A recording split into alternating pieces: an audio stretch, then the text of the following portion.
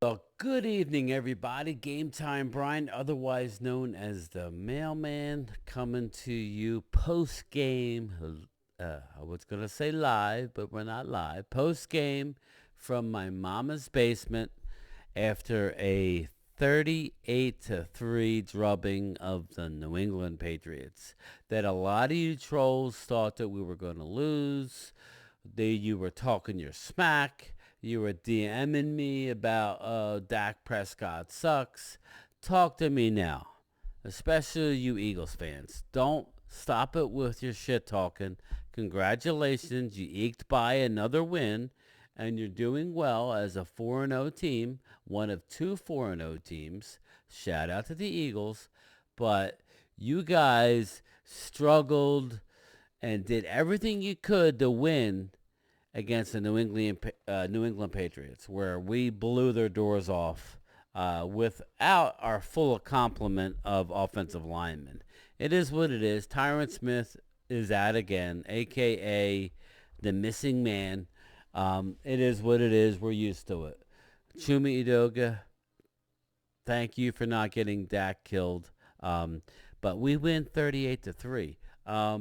I want to touch on a few things. If anybody watched the live stream, you'll see that I was frustrated, especially early on. Way too many smoke screens or passes thrown behind the line of scrimmage. How teams are playing us, people. They're playing us. They're playing a safety deep. They're up on the receivers and tight ends, and they're making you work the middle of the field. I think that we're overcorrecting as far as worrying about the interceptions. Dak has never been an interception guy. Never had an interception problem. Last year was an anomaly. There was at least 5 balls that were tipped and intercepted that should have been caught. He had a surgery on a throwing thumb where you had a pin. It was just one of them years. Yet we still won 12 games, and we still won a road playoff game that I keep hearing like crap about. Because the Eagles are getting to the divisional round or the Super Bowl and losing. Nobody cares about your getting to the Super Bowl and losing. That's a bad thing. You get to the Super Bowl, you got to win. But that being said, shout out to the Birds. They're 4-0. They're taking care of business, albeit winning ugly. They're still winning. I can't sit here and complain about it. They're winning. But when we show up and decide to play, we're kicking absolute ass. We kicked ass week 1, 40-3. We kicked ass week 2, 30-10. We decided to take week 3 off because it's the Arizona stinking Cardinals, and it's a sign of immaturity to me with our defense. I thought that was the one area of the football team that I could lay my head on my pillow and say, you know what? We're going to have a good defense, and we're going to have to score 20 points, and we'll be fine. But no, we decided not to show up. We gave up over 7 yards a run last week. Well, obviously you saw today against a good running team with Zeke and the other back, Stevenson. They didn't get squat-ta. We gave up 3 points the whole game. So there it is. The Cowboys are back.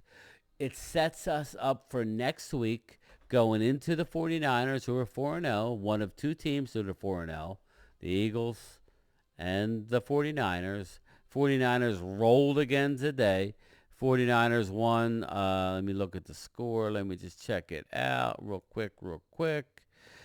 The 49ers kicked serious butt today.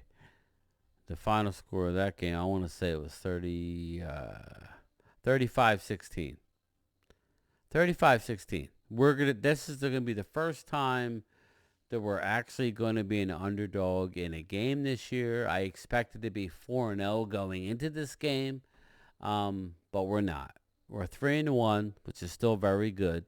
We're sitting good for the playoffs at this early juncture. Um, but I want to get into a few things. I don't understand the play calling is still suspect to me.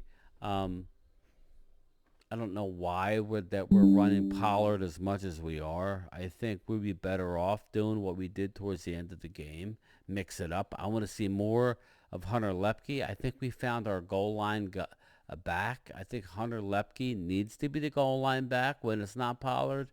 It's a long season, people. Pollard was getting way too many carries through the first 3 weeks. Now, he only got 3 carries today. So, I mean, he got 11 carries today. So, let me look at the box score. Let me bring it up. Yeah, Pollard had 11 carries for 47 yards. It seemed like a lot more when I was watching the game. I was getting a little annoyed. Turpin had 1 for 46. Lamb had 1 for 12. Deuce Vaughn had 8 for 9, which wasn't great. Lepke 2 for 4, but he had a touchdown. He looked good at the goal line.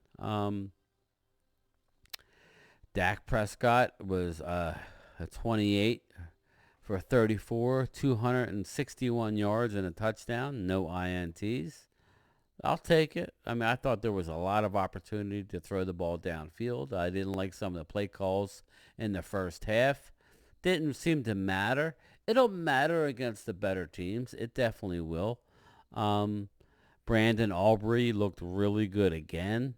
So it is what it is. Jake Ferguson had a good. He did drop another pass, and Peyton Hendershot was deactivated solely because he can't hang on to the football. Listen, man, you're a tight end. You made the Dallas Cowboys. You want to be on the team, you got to catch the ball. When the ball's thrown to you, you got to catch the ball. Looking at some of the stats, Michael Gallup had 5 for 60. Jalen Tolbert showed up, had 4 for 53 when they called off the dogs. I like Jalen Tolbert. You guys know how much I like it. Like him. CeeDee Lamb had 4 for 36 with a touchdown. Brandon Cooks had 4 for 27. So all in all, it was a good game. I want to see the recap here. I want to see the box score. That's not what I want. Let me see something here. I'm just curious to see how many total yards we gave up. Just bear with me. Box score. Okay. All right. Well, passing yards, the Patriots had 200 yards. We had 253. Well, I don't know how that was. Yeah, we had 261 yards. So team stats. Here we go. Team stats. This is the important. We held the ball for 3509. The Patriots had the ball for 24-51. We dominated the game, people. We had 22 first downs to the Patriots 10. We had 6 rushing, 15 passing. Third down conversions, we were over 50%. We were 8 for 15, as opposed to the New England Patriots that were 4 for 13. Total yards, we had 377 total yards. The Patriots had 253. A lot of that was comeback crap yards. Let me look at, let's see here. Rushing TDs, 1, passing TDs, fumbles lost. We had no fumbles lost. So we won the turnover margin by 3. We had no turnovers. The Patriots had 3. So you usually win the game when you have that. So all in all, a great win. I should be ecstatic, right? There's a lot of meat still left on the bone, people. Just looking at the game, there was a lot more that we could have done. And you say, well, you won 38-3. Against the better teams in the league, we're going to need to play better. We're going to need to do better. We're going to learn a lot about the team over the next month. I'm going to root and I think we have a shot this week, but we are the underdog. Um, but then we go to the Chargers, followed by the Rams. So we're going to learn a lot about our team over the next month.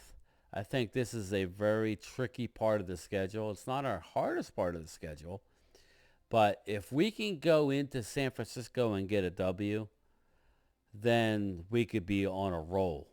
And that's what I'm really holding out hope for. I'm holding out that we can go into San Fran, get the W, make a statement, and then worry about the rest of our schedule. We know the Eagles have the gauntlet coming down the road. This is right where I thought we would be. I'm a game behind where I thought we would be. So if everything stayed the way I originally said, we're going to win 12 games. And that may not be enough to win the division. But if we win the Niners, then we're back on track. So with that being said, don't forget to check out our recap when me and my partner Primetime Phil broadcast tomorrow night at 7 o'clock Eastern on Primetime Phil, brought to you by Primetime Studios. And we're going to break down all the numbers as we get a chance to look at the game a little more closely as opposed to looking at the chat and watching the game, being emotional. We're going to dig into it. I think it's good, obviously, what happened. Very impressive, especially against a Bill Belichick team who he watched the tape and that he was going to bring exactly what we screwed up last week. He was going to try and take advantage of and make you play that. Well, Deron Bland had a pick six and shut me up. Shout out to Ultra Cowboy, who actually predicted us to lose today. So you're wrong with that. We ain't winning 6 games, Ultra. We're going to win 12 games at least. But he was right about Deron Bland being able to play the boundary corner after a rough week last week where he only gave up 2 receptions, but he had a pass interference penalty, and they were clearly attacking that side of the field, vacated by Trayvon Diggs.